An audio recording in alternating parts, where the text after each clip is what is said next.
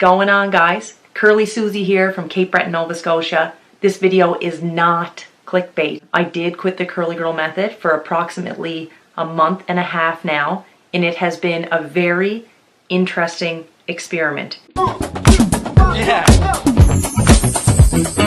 I bet you thought that I would never be somebody coming on here saying that I quit the curly girl method. Why? Because I am obsessed with the curly girl method. My very first video I ever made for YouTube was a video where I tried the curly girl method, and I was so blown away by my hair that it really kind of motivated me to start this channel, because I went from hating my hair and only being able to wear my hair super straight, that was like the only way that I thought it looked good at all, to having this like healthy, bouncy, curly hair that was easy.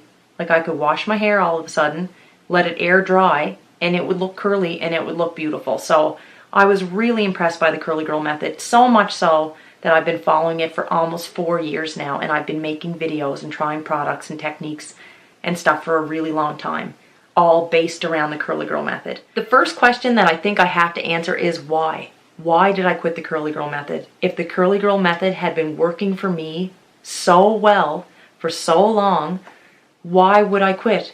Why would you try to fix something that isn't broken? And I'm going to try to answer that question as quickly as possible. And the answer is basically curiosity, and also like me just wanting to learn a little bit more about hair and hair products. So again, I've been following the curly girl method forever. I'm a big believer in no silicones and no sulfates. Not that I think that silicone damages your hair or anything like that, but that is just the sort of process and the products that work really well for me. I'm a big believer in either very low heat or no heat styling, and I'm definitely a believer in trying to use as little bleach and chemicals, like strong chemicals like that, on your hair as possible. So that's kind of where I was and where I stand right now. Although I am not super strict on the rules, I have definitely been following the no silicones and no sulfates rule for, almost 4 years, like I said, with the exception of going to a salon or going to my hairstylist. When I first started the curly girl method, I felt like I couldn't use products with silicone in them or they were going to ruin my hair. Like I was totally like crazy about following the curly girl method, so I would bring my own products to the salon. I don't do that anymore.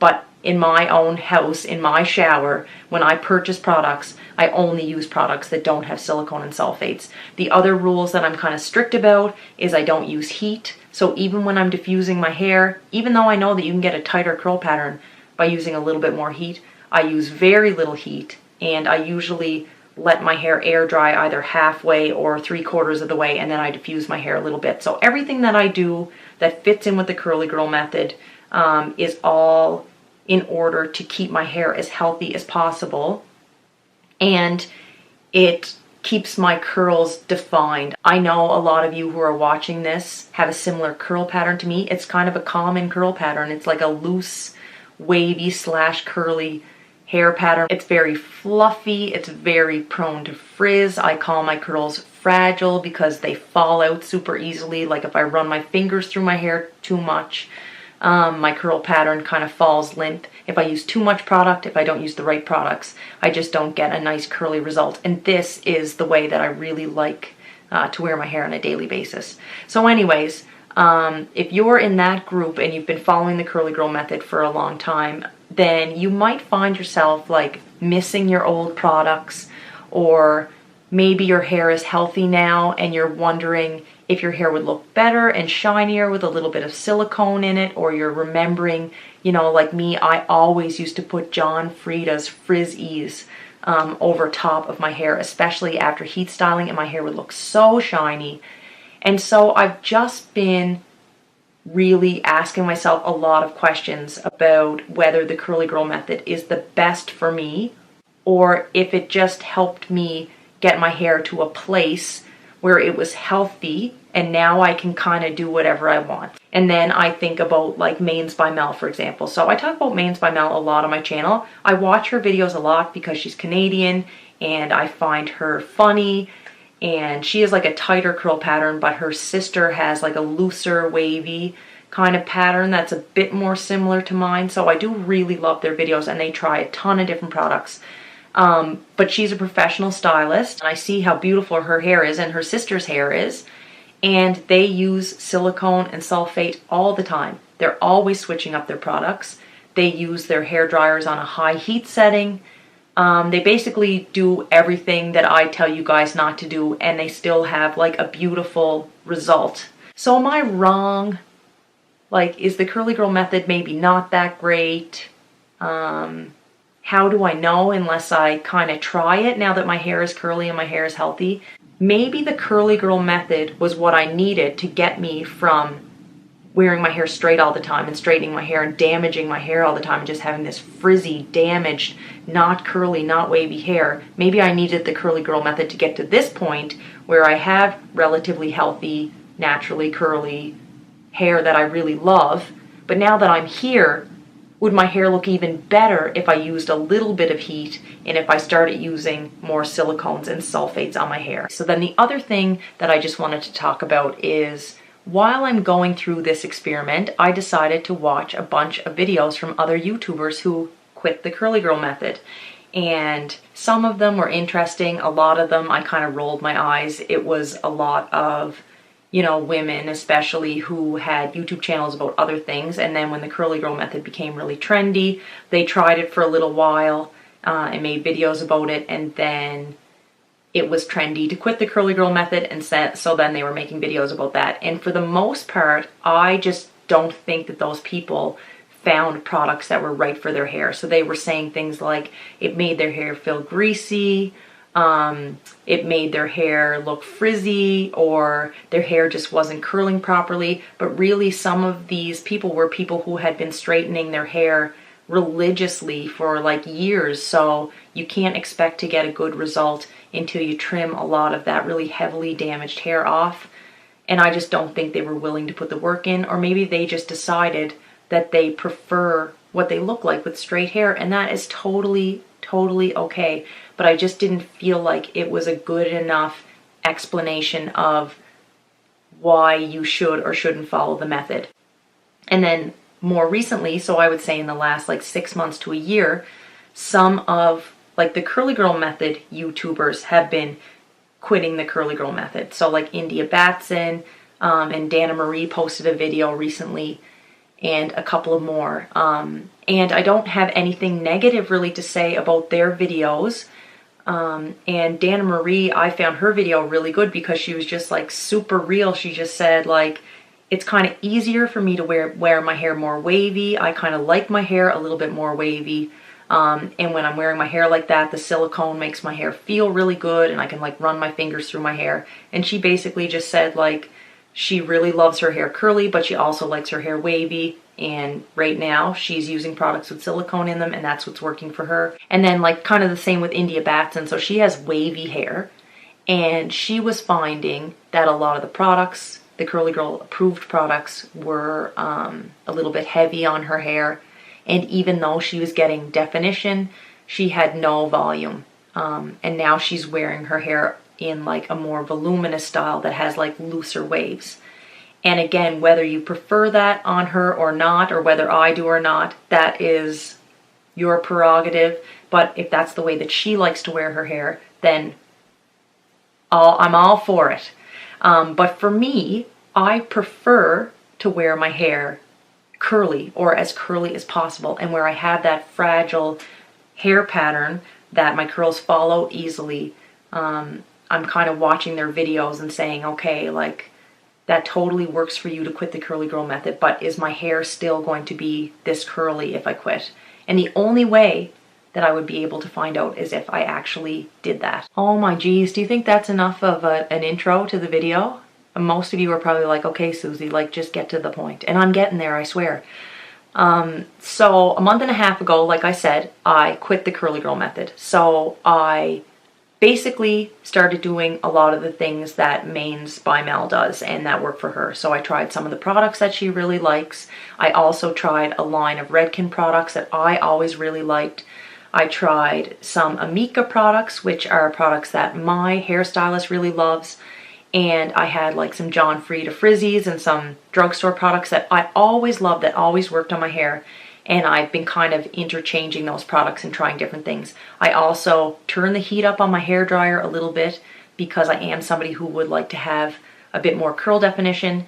And I'm also thinking I'm using silicone on my hair now and a bit of a heat protectant, so my hair can probably withstand a little bit more heat. And also, a lot of the ingredients in your hair creams and your styling products, especially those that contain silicone, just perform a lot better when you add heat to them. So when you're doing cold hair styling on your hair, and you guys might have noticed this, every once in a while you will get a mousse or a gel or something that just, the ingredients in it don't really blend together or like emulsify well when you use cold water and cold settings on your hair dryer, and you will end up with like little white clumps of different elements of those products in your hair. So like little, it looks like little clumps of creams, or like it almost looks like dandruff or flakes, but you know that it's product. Sometimes the culprit is that you need a little bit of heat in order for those products to really smooth into your hair. And so I was thinking about all that, so I started using heat, like I said, and I started using all of these products that I used to love. And guys, let me tell you, the first time that I brushed my hair out, all the way out, and I shampooed my hair with that Redken shampoo that I always used, and then I used the Redken conditioner, again, that smell that I'm obsessed with. And then I used this here stuff, this Redken Anti-Snap. If any of you have ever used this, like if you're somebody that uses silicones in your hair and you want something inexpensive, like I'm obsessed with this. I'm obsessed with the smell of it. It makes my hair feel really soft. It has a lot of protein in it and silicone. If you have somebody who has really damaged hair and you don't follow the curly girl method, for something that's relatively inexpensive, I mean, I'm sure some of you are going to come on here and tell me that this is terrible for your hair, but I absolutely loved it. This video is not sponsored, 100% not. And spoiler alert, I did end up going back to the curly girl method, but I really, really loved this product. So that first day when I shampooed and conditioned my hair, and I used this, and then I just scrunched products into my hair. So I actually just used my regular gel that I always use, and then I used some of that John Frieda frizzies over top of my hair, and I scrunched my hair and I blow dried my hair using heat. I wish that I took a picture or I had some kind of a video, because my hair actually looked really awesome. It felt great. It was like a lot fluffier. I had more volume, and I was super happy with it. And I thought, even in the back of my mind, I was thinking I probably won't ever quit the curly girl method completely, because I know that like using silicones in your products isn't that great for the environment, and I have a lot of silicone-free products that I really love, and I love the hair products that I was using before. So I was thinking I might not quit the curly girl method forever, but I'm going to use this line of products for like a while, and it's going to be awesome. So then I'm just going to make a long story short and just tell you guys that as the weeks went on, I found my hair started to look a little bit more stringy. So like the bottom part of my hair looked a little bit more stringy, and my roots looked a little bit more dry. And I attributed that to me like just washing my hair a little bit too much with shampoo that had sulfate in it, and maybe some of the silicone or some of the elements of the other products kind of building up on the bottom of my hair. The other thing that I noticed was, because the products I was using had a lot of protein in them and the silicone, my hair looked really shiny and it felt really healthy, but it was a little bit stiff and fluffy, and I had a hard time getting my hair to curl. So my hair just wasn't really responding to these products the same way that my hair responds to the curly girl method. I was still like scrunching them in and using the praying hands technique and doing all of that. And my hair felt really strong and it looked shiny. It just wasn't as curly. So then I kind of related to India Batson and to Dana Marie, and I thought, and I actually think India, I don't think she uses products with silicone in them often, but I just kind of related to that feeling of having hair that you can like run your fingers through and it's shiny and it feels strong, and I really did like that. So again, I'm not knocking silicones completely, other than the fact that apparently they're a little bit harder on the environment, but they just didn't help my hair to curl anymore. And I prefer my hair curly. Now don't be judging my hair today because I didn't know that I was really shooting a video. So like I didn't get dolled up for nothing. I did put lipstick on, but like I just had no curl definition whatsoever. The only thing that I really loved was that as my curls would fall out, so like my second, third, fourth day hair, my hair looked really wavy, so it barely looked curly at all. But because the silicone was in my hair looked really shiny. The other thing that I noticed, and I'm kind of all over the place here, was that using the hotter heat setting on my dryer did make my curl pattern a little bit tighter in the beginning before I feel like I was drying out my hair a bit too much by using too much sulfate. Now you can totally avoid this. Again, I'm not saying if you use sulfate and silicones in your products you're going to dry out your hair completely, because then again, look at our girl Mains by Mel, like her hair and her sister's hair.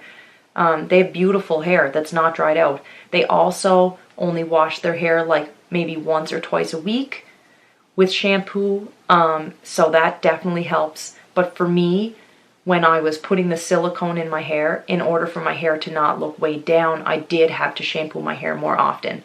Now, another thing that I learned was that it's not like, you know, they say that there's certain ingredients in your products that are water soluble and certain ingredients that aren't, and the ingredients that aren't are going to build up on your hair if you don't use a shampoo that has sulfate in it. I feel like it's not as cut and dry as that. So again, I went like a whole week using products with silicone in them. I even co-washed my hair with the conditioner that had silicone in it. And I didn't feel like it built up on my hair until like, I don't know, a week or two later. So if I felt like it was starting to build up on my hair and then I washed my hair with a shampoo with sulfate in it at the end of that week, then that would take that buildup out of my hair. Before I wrap this video up, I have like so many things that I feel like I learned over the last month or so, but to avoid me rambling on and on, I'm going to talk about them now quickly, sort of in point form. Using a higher heat setting on your hairdryer definitely helps with the styling process. So it reacts well with the different ingredients in your hair products and helps to smooth them throughout your hair. It also speeds up your drying time so that your curls have the opportunity to dry and form into curls that haven't been stretched out by the weight of your products in the water. The quicker I dry my hair, the curlier it is. And so that all works really well. My only issue is that using a high heat setting on your hairdryer, especially if you're not using products that have silicone in them, is damaging to your hair. Over time, using a high heat setting on your hairdryer is more damaging to your hair than either letting your hair air dry or using a cooler setting. And so I choose to stick to using my hairdryer on a cooler setting and letting my hair air dry more often. Now, is using your hairdryer on a high heat setting at times that you are in a rush or you want your curls to be really tight, or that you're using products that have silicone or something like that in them, no, it's not going to ruin your hair. You can do that every once in a while, but what I'm saying is that I will not be doing that on a routine basis. Using products that have silicone in them on a regular basis is not bad for your hair. It affects your curl pattern. Maybe it affects it in a positive way, maybe it affects it in a negative way. But for me and my loose curl to wavy hair type, my hair responds much better to products that don't contain silicones and don't contain a lot of oils, and I've only found that through trial and error. I will definitely be going back to my products that have no silicones and no sulfates in them for a variety of reasons. Do I think that silicone builds up in your hair? Sort of.